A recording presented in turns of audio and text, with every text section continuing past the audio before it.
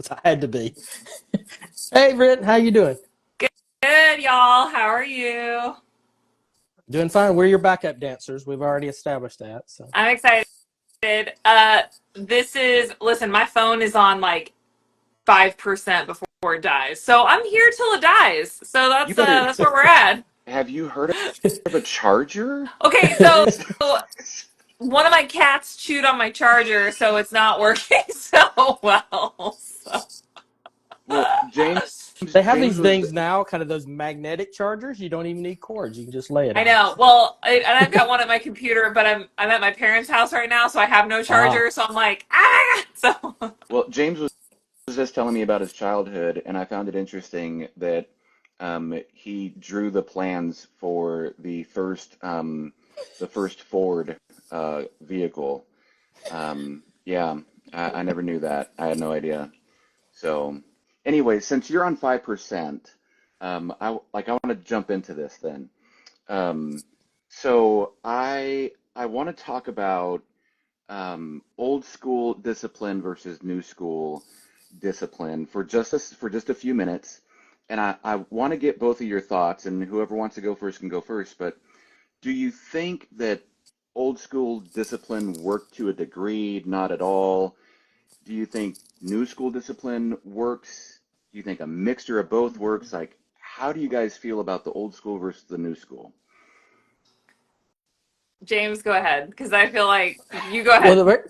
the very first thing that came to mind when you said that is I thought about the guest that we had a part of our last year's summer summit, Dr. Andrea Matta, and that she is a big proponent that gentle parenting doesn't work. Yeah, she And is. I, I definitely was not gentle parenting. There was none of that. Uh, my my parents were born right around 1940, so they grew up very, very, very impoverished, very poor, especially my father. So, and we worked. I mean, we worked a lot on our farm. It was a very successful farm, very large farm. He had done extremely well, but we worked. So my gentle parenting was you got to get out and work. You got to work. So there wasn't a lot of discipline. It's outside of the childhood correction things because we didn't have time to act up. I mean, we really didn't. We were having to work, um, not because it was necessary for the family income for us to work, just because there were things to do, and I was the cheapest option. Um, yeah, That's that's true. the truth. Yeah. So, and I think with the three children that we've had, we probably have leaned more towards the old school type parenting than the new gentle parenting model. Just because as teachers, both of us were teachers, my wife an elementary school teacher and a high school teacher, we began to see effects of an overindulgence in allowing in the desire to be your child's friend and Yeah. not their leader, not their guide. I want to enjoy them. I want to enjoy, I want to be their buddy when they're 13. I want to hang out with them. It's like, why? Uh, and it wasn't until, I don't know, maybe a decade or so ago that I heard a speaker at a parenting seminar make the comment, you're going to spend five, 3 to 4 times longer as a parent to your children while they're adults than you will with it as they're a child. So raise them to be someone that you would want to be hanging out with when they're adults, not indulge them so that you can enjoy them when it's out. You can endure the outbursts, the hormonal attacks, all those types of things when they're younger if you have a long-term goal and plan. I'm not raising, Annie Andrews says, you're not raising children, you're raising future adults. Yeah, So keep that in mind. So that's kind of been our philosophy on it. yeah. And so we probably are more leaning towards the non-gentle side of parenting. I know my oldest two have said that before. Y'all were a little harsher on us than the other uh, uh, kids I, were. They I, said, you're a lot easier on the youngest than you were on us. I said, no, the youngest saw you two and said, I don't think so. I, I will say my brother would say that. He would say Nathan had it easier, but I would say I learned a lot from my brother from watching him get in Mhm. trouble. And then, Brittany, how did you have What kind of discipline did you have growing up? Well, I'm from the South originally, so I feel like I'm on James's track here. It's like we grew up with good Christian values, and I think that we also had, even though my parents did divorce when I was young, they had a good relationship, and I do believe that like a strong family dynamic and faith contributed to how we acted as kids. But I will say, like, even when I was a counselor, like I don't have kids now, so anybody watching, like, this is coming from, I am a child though. Like I was a counselor, so I do see that perspective. um I think what I've learned in terms of, like, James, you said it over the last summit, like parenting styles are a pendulum, right? We swing to one extreme to the other. And I also, I think that the part that I really like is that each child in every family should be parented differently based on their personalities and things they like, don't like, how they respond. So I think that that's a little bit of a disconnect also in the world, as parents are just doing the best they can to, you all are under one roof, this is all the rules, this is all the regulations and all the things, and it's like that may not work for one child versus the other. So that's the thing I find fascinating, is that not that parents screw up. I do not believe that 90% of parents don't go in thinking they're going to screw up their kids, right? Like, you don't think that, but um that, I mean, parenting's hard enough. I think that we're all just trying to do the best we can. I think we created the coddling generation because, my age and a little bit older grew up with, well, I don't want my kids to have to work as hard as I did. Hmm. So you overcompensate and give them all the things, but we're actually teaching them not to deal with confrontation, not to deal with all of this and fight their own battles and all these things. So now we're going to see a swing in the opposite direction at some point. So I don't know. Parenting's hard, man. I've got cats. I get it. So Yeah. and they are different personalities, but I also have a husband. So Yeah. that's a whole other conversation. But yeah, Yeah. that's what I would have to say. Yeah, no, I would agree with you because, we have four kids and my wife would say that she has five, but but we have to parent each one of them individually. Yeah. It's not all cookie cutter, it's not all the same down the line. And I've tried that. I've been like, well, it's this way for Ariana, so it should be this way for Jake. It's like, no, that that doesn't work that way. It just doesn't. And so you have to be aware of their needs, of their personalities, of their own individual emotions. And so I 100% agree with you on that. One of the things that I wanted to do was I wanted to ask you guys or get your input on a question that teenagers want Hmm. answered. And so I found this thread on Reddit, and there's all kinds of questions. And that's the thread, the questions that teens want answered from adults. And so I went through some of them. Some of them are great, and some of them are like, all right, bro, like you're just not going to get that answered. All right. So, but Is it this is about this Santa is Claus? yeah, Is that what the Easter Bunny. it is? Um, Oh, this one I thought stuck out a lot, and I think that we've probably all heard someone speak on this before, maybe. But this was the question.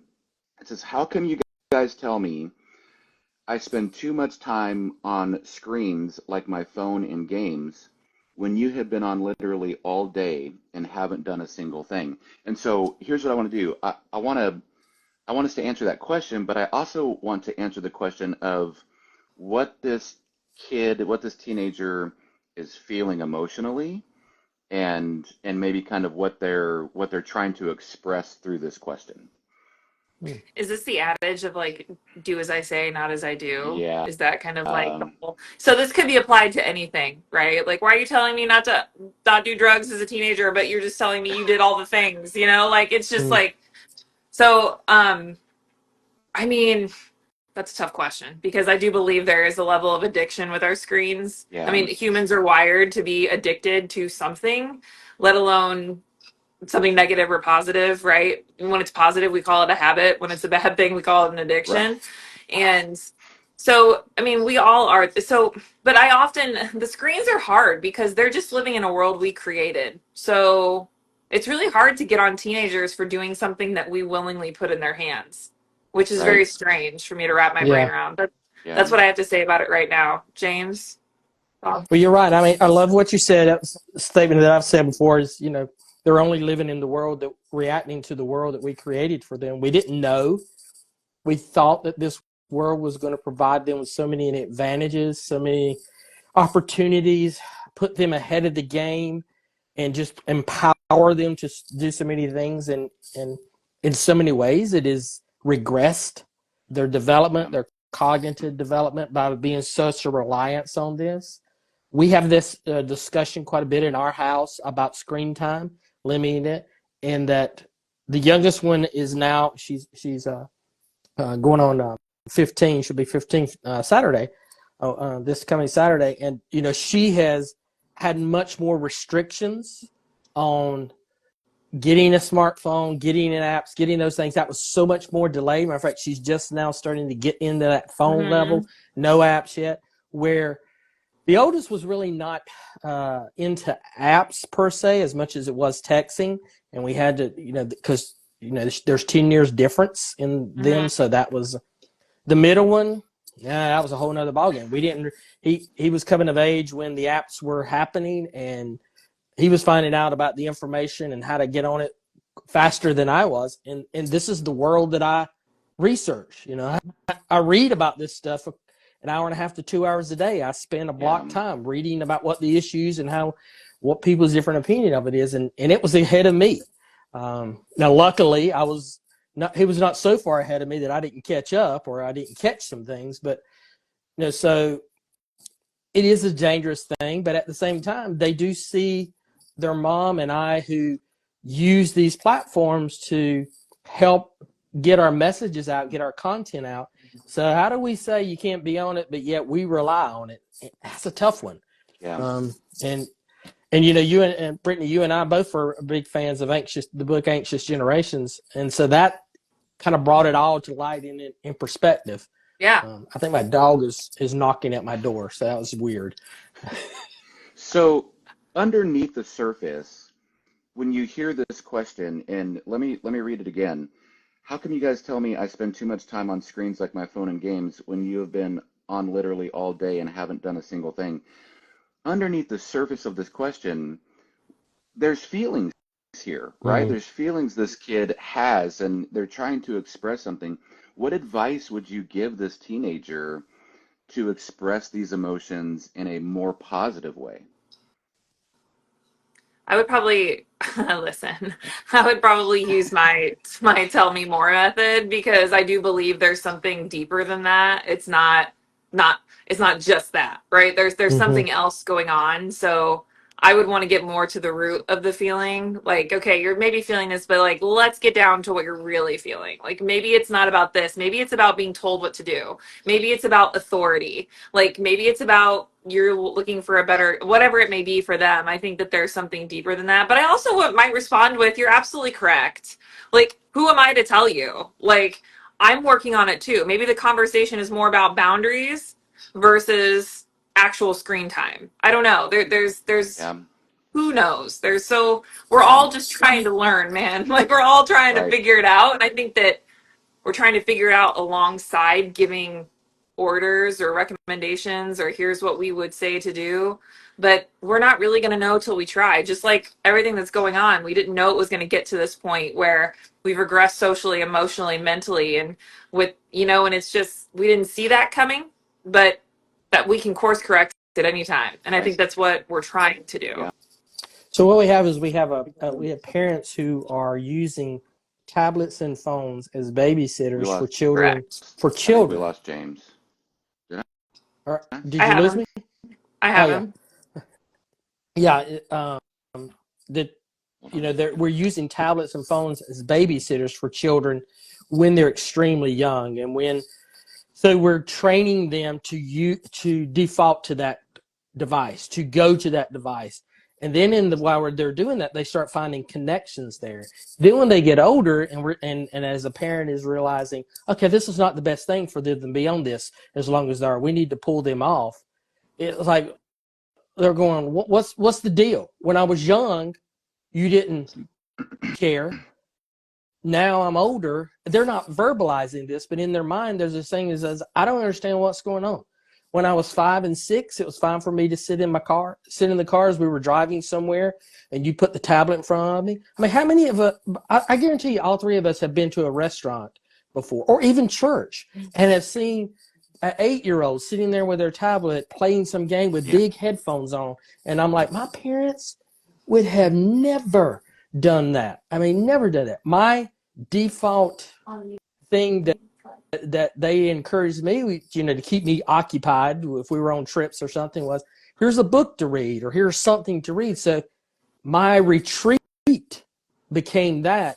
And well, we have defaulted their retreat to these devices, and then we're trying to pull them away from it. So we're not doing good habits to begin with early on. And every parent, if you do a parenting seminar, and I've done several of them, and I've talked to parents and taught parents, if you talk to them and you talk about this issue, they're all in agreement. Yes, we should be able to do this and stuff. But every single one of them at the same time have in the back of their mind, but I know how to handle it for my child. I know how to control this for my child. And I'm like, look, you don't. Yeah. I studied this stuff. I would be what someone would think is an expert in this field. We all three are expert in working with youth, and we know we can't handle it. Right. And if we know we can't handle it, and the people who own these apps, develop these apps, restrict it from their children and won't let their own children do this, then what makes you think just that you can? So there is a naivety on parents that they can control it. Oh, I can give it to them at this time, and then I can take it away when it might get harmful. Well, Yeah. Yeah. It's I hear that a lot when I teach the class for students who've been caught vaping.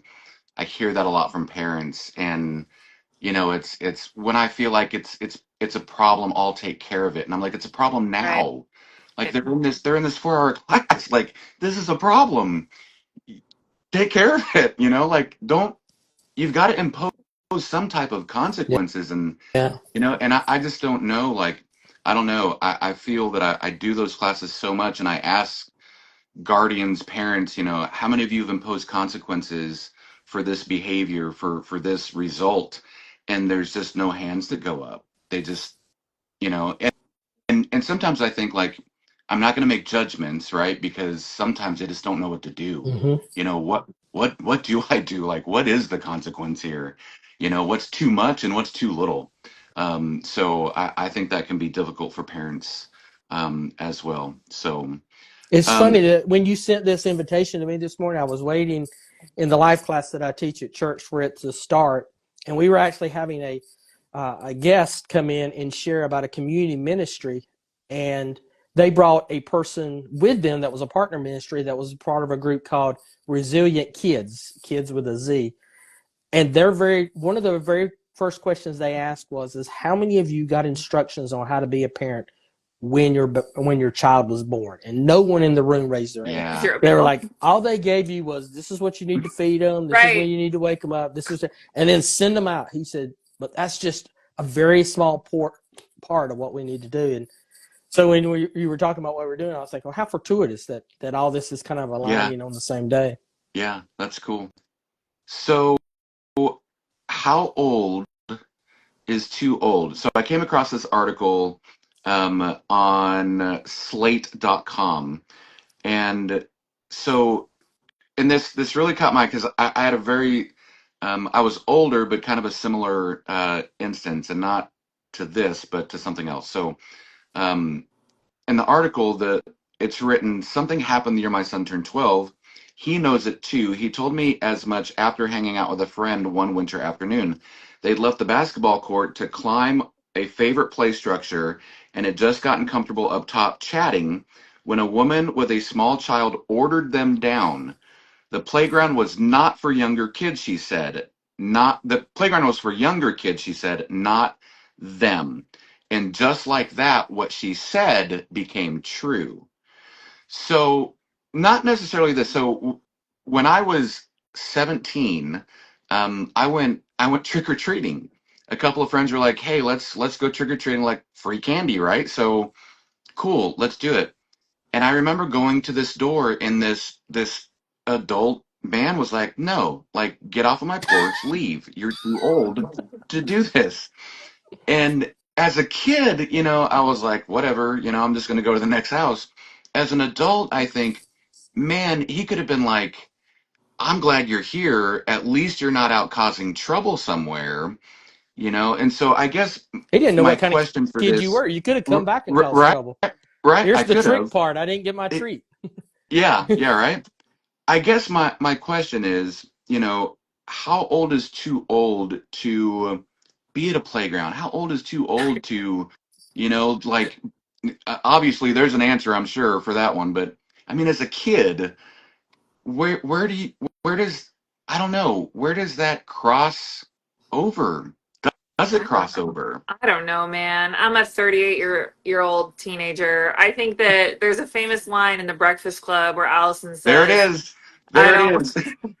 I she love says, I Brittany. don't want to be an adult. She said, when you become an adult, you grow up and your heart dies. And I think that there's so much truth to that. I think there is probably the word is more like appropriate. Like certain things are not appropriate for certain ages in a sense. Like going to Chuck E. Cheese by yourself as an adult to watch the kids play. That's probably not an appropriate thing. Like, but to lose wonder, Not if you don't want to be on that's some government list. well, exactly. Like, you don't want Dateline coming after you. Like, I totally understand. But, like, there are some societal things that tell us they're inappropriate. But to lose your childlike wonder and your ability for play, I think that is insane that that stops. I think it probably transitions or, listen, I will go play on a playground by myself. Probably not with a bunch of little kids. Maybe. I don't know. Like, am I babysitting a kid? I've got questions. Like, there's so many other questions there.